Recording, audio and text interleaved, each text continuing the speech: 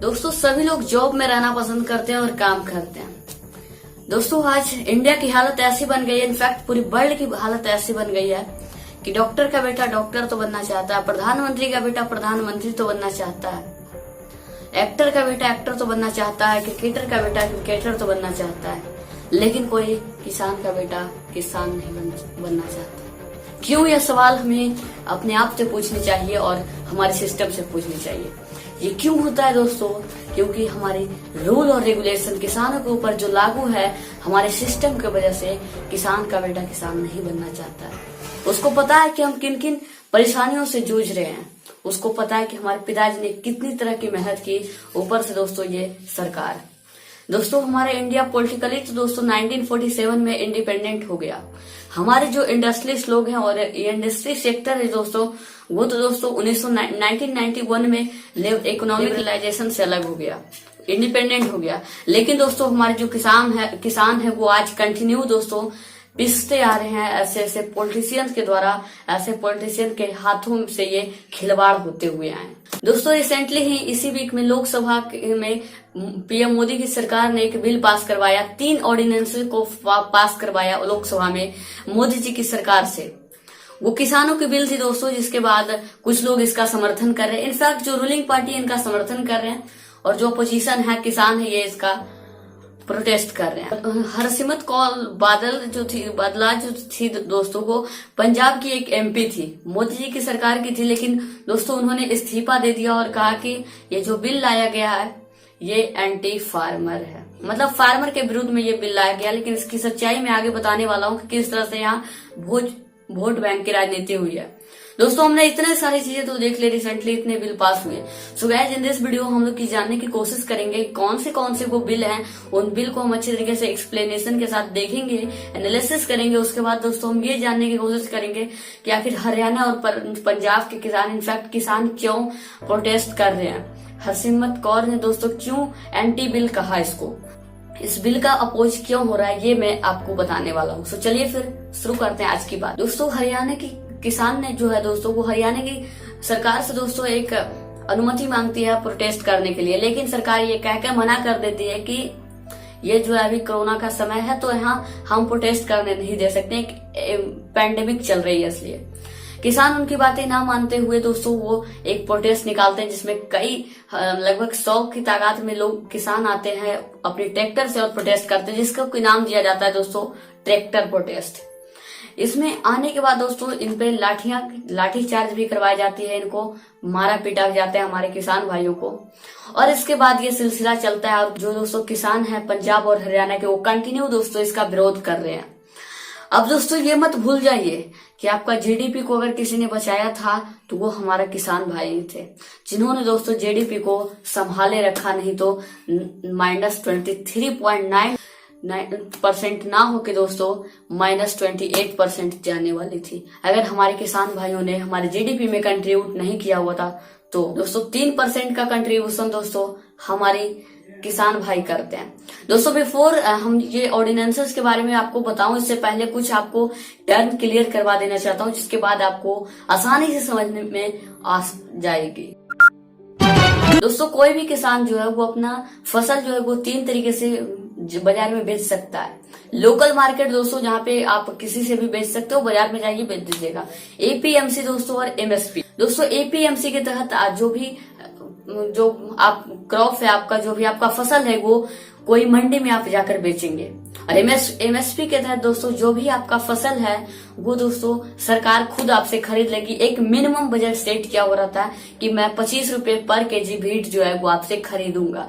सो मंडी में दोस्तों एपीएमसी के द्वारा आप बेच सकते हो और एमएसपी के द्वारा सरकार को आप बेच सकते हो। दोस्तों ये जो ऑर्डिनेंसेज है, ये जो रूल है दोस्तों, ये बहुत अच्छी चल रही है, लेकिन स्टिल दोस्तों आज भी हमारा गरीब का गरीब किसान रह चुका है। क्यों? यही बात आज क्लियर कर दूंगा आज आपसे अच्छी तरीके से। पहले दोस्तों हमको चलना पड़ेगा इसके इतिहास में, इसके हिस्ट्री में जाना पड़ेगा कि क्यों एपीएमसी आया और क्या ये वजह रही थी। चलिए बात करते हैं अच्छे तरीके से। तो दोस्तों इसके इतिहास में जब जाते हैं तो हमें पता चलता है कि एपीएमसी क्यों लाया जाता है हमारे भारत के अंदर। दोस्तों इसके पीछे का रीजन यह है कि एपीएमसी जो कि लाया जाता है इंडिपेंडेंस के बाद। दोस्तों भारत जब गुलाम होता है, तब दोस्तों हमारे किसान भाई जो रहते हैं वो ब्रिटिशर से परेशान रहते हैं, अंग्रेजों से परेशान रहते हैं। वो उनपे एक तरह तरीके की टैक्स लगा देते, कभी उनसे फसल उनकी छीन ली जाती, खेत छीन ली जाती, जमींदार को उनको खेत दे दी जाती। लेकिन दोस्तों जब देश हमारा आजाद हुआ तो वही जमींदारी प्रथा भी कंटिन्यू रही। उसके बाद हमारे जो जमींदार लोग हैं वो हमारे किसान भाइयों पर अत्याचार बढ़ाते गए। वो क्या करते, वो उनकी फसल को बर्बाद कर देते, ज्यादा टैक्स बढ़ा देते, जो इंटरेस्ट मतलब जो भी की लोन देते उस पर इंटरेस्ट बढ़ा देते, और उसके बाद उनकी खेत को हड़प लिया करते थे इस तरह से। फिर दोस्तों इस चीज को जब रियलाइज किया हमारे इंडियन गवर्नमेंट ने दोस्तों, तो उन्होंने एक मंडी एपीएमसी को सेटअप किया, जिसके तहत दोस्तों कोई भी किसान जो है वो अपनी फसल को मंडी में जाकर बेच सकता था। मतलब इंडिया के हर स्टेट में दोस्तों एक मंडी होगा जहां जाकर किसान आसानी से बेच सकता है, जो कि लेने वाला मिडिल मैन होगा और वो बायर जो कि जैसे कि दोस्तों बाहर ट्रेडर हैं उनको बेच देगा, और किसान जो है वो बेचकर अपना प्रॉफिट लेकर आ जाएगा अपनी फसल के लिए। और जो मिडिल मैन है उसको कमाई होगी दोस्तों, उसकी कमाई होगी दोस्तों ट्रेडर से। ट्रेडर जैसे अगर दोस्तों मान लीजिए दोस्तों किसान जो है को 20 रुपए केजी राइस बेच कर गया, और वही ट्रेडर दोस्तों 25 रुपए में खरीद रहा है, तो उसको 5 रुपए का जो फायदा हुआ वो मिडिल मैन का कमीशन हुआ, उसकी अर्निंग हुई। ऐसा चलता था। लेकिन दोस्तों यहाँ पे उल्टा होने लगा, किसान को उतना नॉलेज नहीं था, तो ये लोग क्या करने लगे, जो ये लोग हैं वो किसान से सस्ते दामों में खरीद लेते दोस्तों और बायर्स को महंगे दाम में बेच देते। किसान मेहनत भी किया यार, उसको कोई फायदा नहीं हुआ, वो जितना काम कर रहा उतने के भी रुपए नहीं मिल रहे थे। और इसमें फायदा हो गया दोस्तों मिडिल मैन का। मिडिल मैन जो था वो रिच होता चला गया, और ये रिकॉर्ड ये आंकड़ा काफी बढ़ गया दोस्तों, और किसान गरीब का गरीब ही रह गया एपीएमसी के तहत भी। हालांकि ये रूल जो हमारी गवर्नमेंट की लाई थी वो बहुत अच्छी थी, लेकिन क्या क्या करप्शन भ्रष्टाचार ये ऐसे शब्द है जो हर चीज को तोड़ मोड़ कर बर्बाद कर देती है। अब दोस्तों बात करते हैं एमएसपी के बारे में। एमएसपी यानी कि दोस्तों मिनिमम सपोर्ट प्राइस। गवर्नमेंट जब ऐसा रियलाइज की दोस्तों एनालिसिस हुआ, तो ये पता चला कि एपीएमसी में किस तरह से हमारे जो किसान भाई उनको एक्सप्लॉइट किया जा रहा है। तब दोस्तों सरकार इस बात को रियलाइज करते हुए एमएसपी लाई, मिनिमम सपोर्ट प्राइस। इसके तहत दोस्तों सरकार ने कुछ लगभग 24 फसल को सिलेक्ट किया और किसानों के सामने ये प्रोजेक्ट किया कि राइस, बीट इस तरह के ग्रेन जो है वो हम आपसे खरीदेंगे, और उन्होंने एक प्राइस को सेट कर दिया, मतलब 25 रुपए पर केजी। मार्केट में अगर दोस्तों 16 रुपए, 30 रुपए, 25 रुपए भी अगर प्राइस है, मतलब 2 रुपए भी किलो अगर मार्केट में प्राइस बिक रही है दोस्तों किसी भी बीट की, तब भी दोस्तों मिनिमम सपोर्ट प्राइस जो है दोस्तों उसमें अगर आप बेचते हैं तो आपको 25 रुपए ही बिकेगा। इसमें सरकार क्या रहती है, ये एक तरह का कॉन्ट्रैक्ट फार्मिंग भी कहा जा सकता है गवर्नमेंट के तहत, जो गवर्नमेंट किसानों से खरीदती है। इसको सेटअप किया गया दोस्तों। उसके बाद एक जैसे एक प्रोजेक्ट तय किया जाता था कि 25 रुपए केजी इस बार एमएसपी लेगी, उसके बाद चाहे वो मार्केट का रेट कुछ भी हो, तो किसान इसमें फायदे लेने लगते थे। और गवर्नमेंट ने दोस्तों जो किसान है उनसे अनाज खरीदना स्टार्ट कर दिया। लेकिन प्रॉब्लम तो हर जगह आएगी दोस्तों, इसमें भी प्रॉब्लम होने लगा करप्शन और भ्रष्टाचार के आगे। वो देखते हैं दोस्तों इंडिया का एक रिकॉर्ड बताता है कि ओनली 6% जो किसान है वो ही अपना जो फसल है वो एमएसपी के सामने बेचते हैं, एमएसपी पर बेचते हैं। बाकी सभी लोग जो 94% जो भारत में किसान है वो मंडी में बेचते हैं, लोकल मार्केट में बेचते हैं, और 6% ही एमएसपी पे बेचते हैं। क्यों, ये चलिए अब क्लियर। इसका जो एक्चुअल प्रॉब्लम था वो थे दोस्तों एफसीआई के लोग, यानी फूड कॉर्पोरेशन ऑफ इंडिया, जहां से ये लोग अपनी फसल को बेचते थे किसान लोग। होने क्या लगा दोस्तों, एफसीआई के जो लोग थे उनको सरकार ने बिठाया था और वो करप्शन करने लगे। क्या रिजल्ट निकला दोस्तों, किसान जब उनके सामने, उनको था कि किसान से उनकी अनाज लेना है इन मिनिमम सपोर्ट प्राइस देकर, लेकिन दोस्तों ऐसा हो नहीं सका। और जो किसान है वो वहां बेचने जब जाते तो ये लोग भ्रष्टाचार लोग क्या करते, इतने भ्रष्टाचारी बन चुके थे कि ये लोग किसानों को बाहर भेज देते और ये कह देते कि हाँ जगह नहीं है, तो हमारा माल गल रहा है, ऐसे सड़ रहा है, तो हम आपकी फसल को नहीं ले सकते, यहाँ पहले से ही सीट फुल है, यहाँ पैकेज भरा हुआ है, हम आपसे नहीं फसल आपको खरीद सकते हैं। और ये लोग बहुत चालाक थे। ये लोग क्या करने लगे फिर, ये जो करप्शन वाले लोग थे, ये यहाँ से छोड़ किसान को जाते, उसके बाद ये लोग चले जाते बाजार में, लोकल ट्रेडर्स के पास गए और पूछे ये जो किसान आया था कितना में बेचा, 10 रुपया केजी, चलो अब मैं तुम्हें 15 रुपया देता हूँ। और दोस्तों 15 रुपया लगाकर ये वहां से लाकर अपने गोदाम में भर दिया। जब सरकार देखने आई, अरे सर मेरे पास तो इतना है, और लिस्ट बना दिया कितने किसान से मैंने इतना फसल कमा लिया, मतलब इतना खरीदा हूँ। और उसके बाद जो 10 रुपया 25 रुपया लेना था, 15 रुपया में वो ले लिया। ₹10 का फायदा दोस्तों हो गया इस करप्शन वाले लोग, FCI के लोग। ये होने लगा मिनिमम सपोर्ट प्राइस, और देखते देखते ये आंकड़ा घटकर ओनली 6% लोग ही बेचने लगे। दोस्तों ये पॉलिसी MSP APMC दोस्तों बहुत अच्छी थी। मैं इस पे कभी किसी का भी क्रिटिसाइज नहीं करना चाहता हूँ कि सरकार ने क्यों किया, ये गलत था। मतलब ये इम्प्लीमेंटेशन यहाँ जरूरत थी दोस्तों, जो कि नहीं कर पाई सरकार। यहाँ जो निरीक्षण देना चाहिए दोस्तों वो नहीं कर पाए, क्योंकि जब अपने लोग गद्दार निकल जाए ना तो फिर इस एक मिशन का कोई फायदा नहीं रह जाता, चाहे वो किसी के लिए किया जाए। दोस्तों भाई चलिए बात करते हैं 3 ऑर्डिनेंसेस के बारे में जो सरकार लाई है। पहले का नाम है दोस्तों farmer produce trade and commerce promotion and facilitation bill 2020। दूसरे का नाम है दोस्तों the farmer empowerment and protection agreement in on price insurance and farm service bill 2020। तीसरे का नाम है दोस्तों अमेंडमेंट टू 1955 जो कि बहुत पुराने चला रहा है, एसेंशियल कमोडिटी एक्ट। चलिए अब एक एक करके इस पे विशेष तरीके से बात करते हैं एक संक्षिप्त रूप में। दोस्तों पहली एक्ट जो मैंने बताया था दोस्तों, farmer produce trade and commerce promotion and facilitation act, जो कि बिल जो 2020 में आई, उसकी चलिए बात करते हैं पहले। इस एक्ट के तहत दोस्तों किसान वो फ्री हो जाता है कि कहीं पे भी अपनी फसल को बेच सके। वो मंडी में भी बेच सकता है, इस सरकार के आगे भी बेच सकता है, मतलब इस स्टेट से आगे भी। अगर वो बिहार का स्टेट से अगर कोई फार्मर है तो वो यूपी में भी बेच सकता है, वो जाकर दिल्ली में भी बेच सकता है, MP में बेच सकता है। ये उसके पास फ्री हो गया कि वो अपनी फसल को कहीं बेच सकता है, वो कहीं पे भी बेच सकता है अपनी किसान, कहीं पे भी जाकर। उसको कोई कंपेंसेशन नहीं लगा गया, उस पर किसी भी तरीके का प्रेशर नहीं लगा गया कि आपको यहाँ ही बेचना है और यहाँ नहीं बेचना है। तो मुझे लगता है दोस्तों इसमें कोई भी इम्प्लीमेंटेशन नहीं हुई है।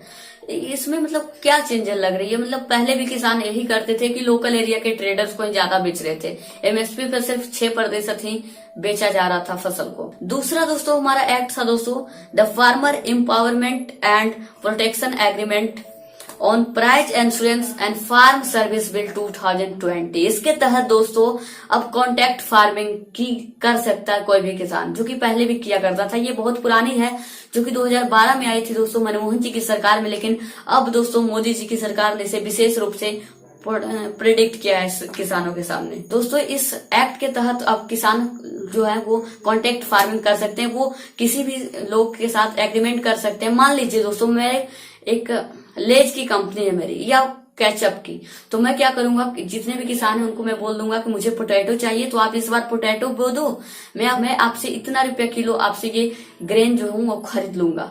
और मैं कॉन्ट्रैक्ट फार्मिंग एग्रीमेंट बनवा के दोस्तों अगर मैं 25 रुपया किलो कहा हूं तो मैं 25 रुपया की जगह खरीद लूंगा, जो कि एक बहुत अच्छी बात किसानों के साथ होने वाली है। इसमें कायदे रूल और रेगुलेशन के साथ लोग चलेंगे, एग्रीमेंट रहेगा, और जिसके बाद किसान ना मुकर सकते हैं और ना ही प्राइवेट सेक्टर के लोग। और किसान पहले ही दोस्तों अगर मंडी में 2 रुपये किलो ही बिक रही है तब भी उस कंपनी को 25 रुपये केजी ही खरीदना पड़ेगा, चाहे मार्केट का भाव कुछ भी हो। दोस्तों अब बात करते हैं तीसरा एसेंशियल कमोडिटी एक्ट 1955 के। दोस्तों ये जो एक्ट है इसको काफी बहुत पहले से ही इसको बदलने की कोशिश मतलब डिमांड की जा रही थी कि इसको चेंज हटाओ, मतलब ये किसानों की तरह बहुत जोर जोर से चल रहा था, जिसको अब हटा दिया गया। ये क्या था दोस्तों, अंडर दिस एक्ट जो किसान है वो एक लिमिट से ज्यादा की मतलब इसको लाया गया था काला बाजारी रोकने के लिए। और इसमें क्या था कि जो ट्रेडर है और जो किसान है वो एक फिक्स अमाउंट से ज्यादा अपने घरों में अपने गोदाम में ग्रेन को स्टोर नहीं कर सकते हैं, और किसान इस चीज को बेच दिया करते थे। पहली बात तो ये किससे काला बाजारी फिर से आएगा, और क्योंकि दोस्तों किसान स्टोर नहीं कर सकते हैं ग्रेन, क्योंकि उनके पास कोई महल नहीं होता है। कहते ना कि छत टपकती थी उसकी फिर भी वो बारिश की दुआ मांगता है, यही किसान होता है। उसके पास महल नहीं होता है कि वो जो ग्रेन है उसको स्टोर किया जाए। तो यहाँ पे फिर से काला बाजारी आएगा, क्योंकि स्टोर सिर्फ ट्रेडर और बड़े बड़े लोग ही करते हैं, किसान के पास नहीं होता है स्टोर। इस बात को समझिए, वो जितना एक साल में खाएगा सिर्फ उतना ही बचाता है वो, और एक्स्ट्रा नहीं। और दोस्तों जो भी कोई अगर कोई रखता ज्यादा उससे फिक्स अमाउंट से ज्यादा तो उसको जेल भी हो सकती थी, जुर्माना भी देना पड़ता। दोस्तों इंडिपेंडेंस से पहले दोस्तों ब्रिटिश हमारे किसान को परेशान कर दे। ब्रिटिश के बाद दोस्तों जब आजादी मिली तब हमारी जमींदारी पर था, और जमींदार ने दोस्तों किसानों का जीना हराम किया। उसके बाद दोस्तों जब इसको हटाने के लिए ट्रेडिंग सिस्टम और स्टोरिंग सिस्टम को हटाने के लिए दोस्तों जब एसेंशियल कमोडिटी एक्ट को लाया गया, तब यहाँ पे काला बाजारी बंद किया गया। लेकिन दोस्तों यहाँ पे मिडिल मैन को फायदा होने लगा और फिर से यहाँ करप्शन देखने को मिली।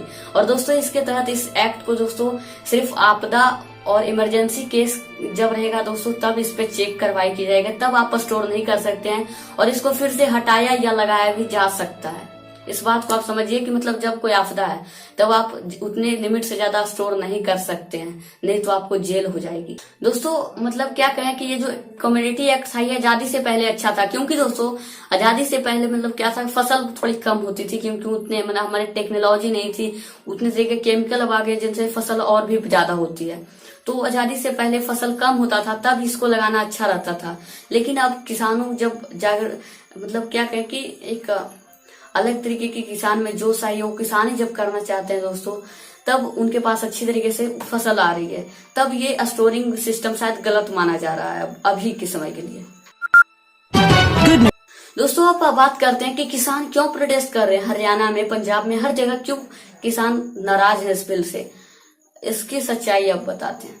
पहले दोस्तों किसानों की क्या लग रही है उनको कि एमएसपी हट जाएगी, एमएसपी जो है पूरी तरीके से रिमूव हो जाएगी, वो भी 6% किसान के द्वारा। एमएसपी में ओनली 6% ही लोग अपना जो ग्रेन है वो बेच पा रहे, क्यों? करप्शन बढ़ चुका है और ये 6% को लग रहा है कि हमारा एमएसपी जो है वो अब चला जाएगा। किसान भाइयों से एक बात कहना चाहता हूँ कि ये एमएसपी जा नहीं रहा है और ना ही जाएगा। होगा क्या, मोदी जी सिर्फ ये एक अच्छा तरीके से एक पॉलिटिकल पेचीदा मतलब एक स्ट्रोक मारे हैं। ये क्या है दोस्तों कि एमएसपी जाएगी भी नहीं और कोई काम का भी नहीं रहेगा। अपने मत्थे से पल्ला को झाड़ दिया उन्होंने। एमएसपी अब कोई काम का नहीं रहेगा, लेकिन वो रिमूव भी नहीं होगा। मतलब नो वर्किंग नो रिमूविंग, कोई फायदा नहीं किसान को। एमएसपी तो गई, ये समझ लीजिए। अब यहाँ ये देखने को मिलेगी एमएसपी जाएगी भी नहीं और काम भी नहीं होगी उससे। दोस्तों और एक बात बताऊं, नितिन गडकरी को आप लोग जानते होंगे। उन्होंने दोस्तों 2013 में दोस्तों नेशनल सिक्योरिटी एक्ट के तहत उन्होंने बताया था कि जो फार्मर है, जो एमएसपी है, वो हमारी इकोनॉमी के लिए बोझ है। तो बताइए जब नीरव मोदी का पैसा माफ कर दिया जा रहा है बैंकों को देकर, अंबानी का पैसा माफ कर दिया जाता है, तब क्यों नहीं वो इकोनॉमी के लिए बोझ बनता है? इस बात को आप क्यों नहीं सोचते हैं? सोचने की वक्त आ चुकी है, सोचिए। अब दोस्तों इनका किसानों का एक मांग है कि कम विथ एमआरपी को लाया जाए। जैसे अगर मान लीजिए कोई भी एक तरीका का सेट है, मतलब समझ लीजिए एक बल्ब ही है, तो उसको जब बल्ब को दोस्तों आपको बेचेगा तो वहाँ एक मैक्सिमम रिटेल प्राइस जो उससे ज्यादा कोई नहीं खरीद सकता, उससे नीचे कोई नहीं दे सकता। आपको ये रखना पड़ेगा कि अगर चावल का दाम 20 रुपए है तो उससे नीचे कोई भी खरीद नहीं सकता। अगर उससे नीचे का प्राइस कोई खरीदता है तो उसको जेल होना चाहिए।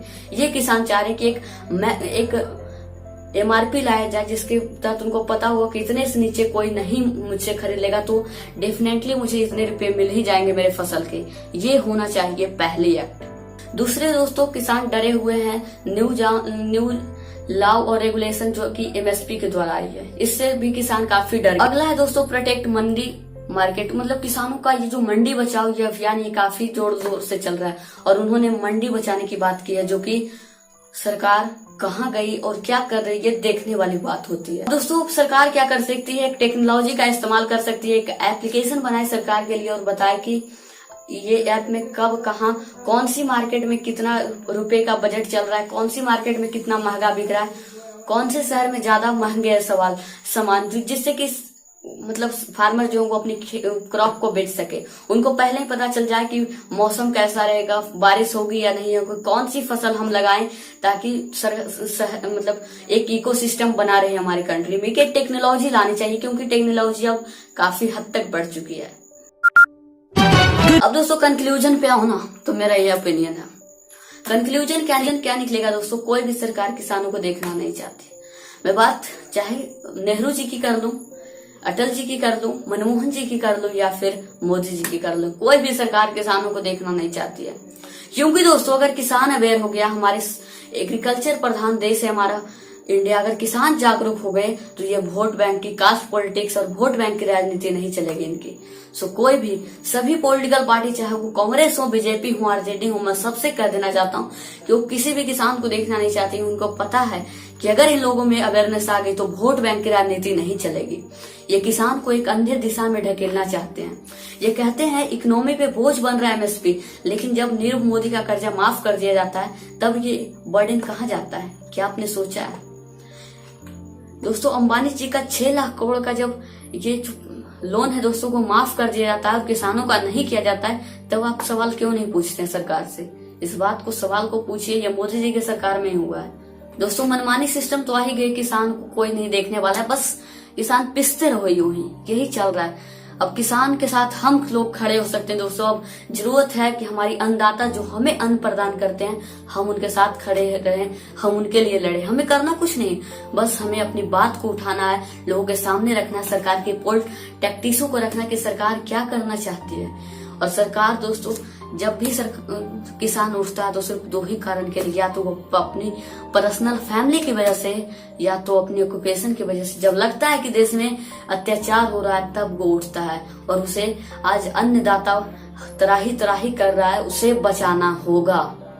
और किसान आज रो रहा है तो हमारी जिम्मेदारी है कि हम उसे बचाएं। और दोस्तों हरसिमरत कौर की मैं बात की था ना, तो वो क्या है कि एक वोट बैंक की राजनीति भी कर सकते हो। किस तरह से वो आप एक मैं अनुमान लगा रहा हूँ कैसे दोस्तों, जब ये बिल जब चल रहा था दोस्तों संसद में, तब उन्होंने भी इसका समर्थन किया था, और वो लोकसभा राज्यसभा में ही थे, लेकिन उन्होंने इसका विरोध नहीं किया। जब ये लागू हो गया दोस्तों, तब हरसिमरत कौर जो दोस्तों, क्योंकि बीजेपी पार्टी के लोग थे तो साफ दिमाग लगा लिए कि पंजाब में किसान ज्यादा है, तो अगर हम अभी इस बिल का विरोध नहीं करेंगे तब हमारी अगली राजनीति जो है वो नहीं टिक पाएगी, और मैं हार जाऊंगा अगले इलेक्शन में। 2022 में इलेक्शन है, शायद ये रीजन था दोस्तों जब उन्होंने इस्तीफा दे दिया अपने मंत्री पद से, और एंटी फार्मर बिल भी कहा गया। क्योंकि दोस्तों जब पास हो रहा था तब इस बिल के साथ वो खड़े थे, लेकिन पास होने के बाद दोस्तों जब किसान प्रोटेस्ट पे आ गए तब इन्होंने एंटी फार्मर कहा। सो जय हिंद और वंदे मातरम। अपने किसान के साथ खड़ा रहिए और उनको हर वक्त सपोर्ट के लिए कहिए कि हम आपके साथ हैं।